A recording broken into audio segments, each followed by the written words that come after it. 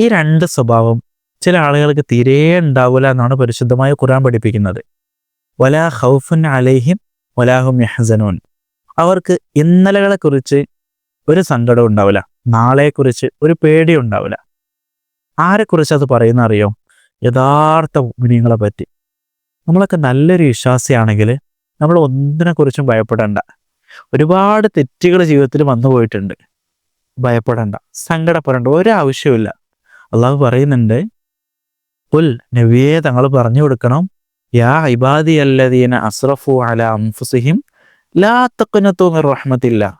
ഒരുപാട് തെറ്റുകൾ ചെയ്തു പോയ എൻ്റെ അടിമകളോട് നബിയെ നിങ്ങൾ പറഞ്ഞു കൊടുക്കണം, ലാ തഖ്നതു മിർ റഹ്മത്തില്ല, അള്ളാഹിൻ്റെ റഹ്മത്തിനെ തൊട്ട് ഒരിക്കലും നിങ്ങൾ നിരാശരാവണ്ടാന്ന്. എത്ര തെറ്റ് ചെയ്തു പോയാലും റബ്ബ് പുറത്തരും. അവനോട് ചോദിച്ചാൽ മാത്രം മതി.